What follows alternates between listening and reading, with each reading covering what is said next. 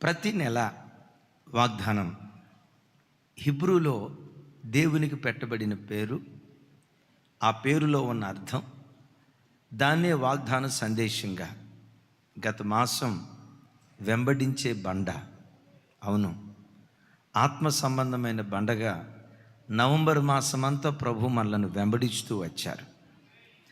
దేవునికి పెట్టబడిన పేరు నేను పదే పదే చెప్తూ వచ్చాను. మనకున్నట్లుగా ఏదో పిలవటానికి పెట్టబడిన పేర్లు కాదు. ప్రతి పేరు ఆయన గుణాతిశయాన్ని తెలియచేస్తూ ఉంది.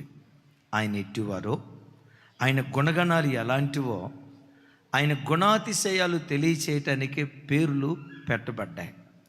లోకంలో చాలా పేర్లు ఉంటాయి.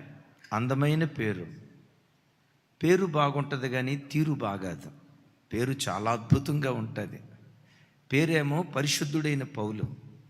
ఆ ప్రాంతంలో గేదెలు తప్పిపోతే పరిశుద్ధుడైన పౌలు దగ్గరకు వచ్చి, ఎరా మా గేదెలు తప్పిపోయినాయి అని అడిగే పరిస్థితి.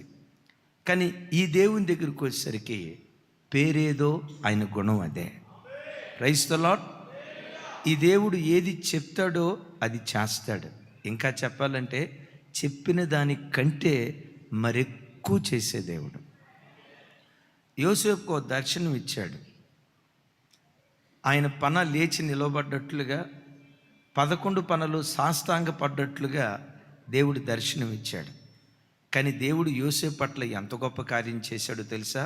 11 పనలే కాదు, ఐగుప్తు దేశమంతా ఆయన ఎదుట సాగిలపడేటట్లుగా దేవుడు చేశాడు.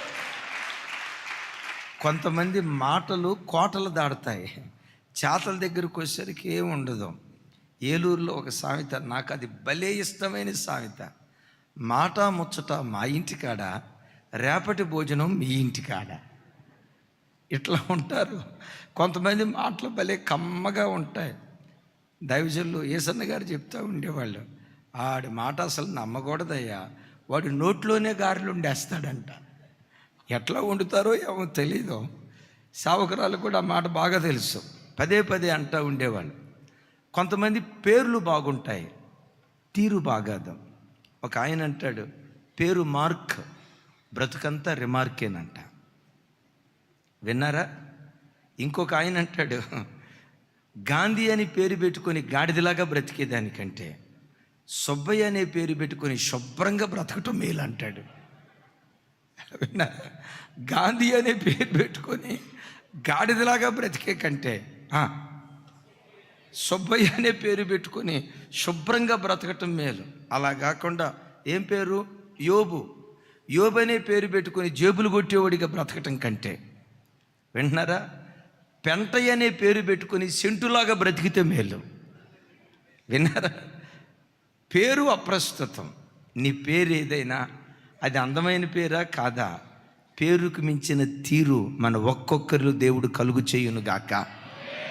పరిచర్యలో ఆయన ప్రత్యక్షమై, ఎమాన్యుయల్ మినిస్ట్రీస్ మన పరిచర్యలో కానీ, ఈ రాత్రి లైవ్ చూస్తున్న కుటుంబాల్లో కానీ, మందిరానికి వచ్చిన ఒక్కొక్క బిడ్డ జీవితంలో ఓ ప్రత్యేకమైన పేరుతో ప్రభు ప్రత్యక్షం కాబోతున్నారు. స్క్రీన్ మీద చూడండి. ఏల్ పెలెట్, పైలెట్ అంటారు చూసారా, ఇందులో నుంచో వచ్చింది. ఏల్ పెలెట్. ఏల్ అంటే దేవుడు అని అర్థం.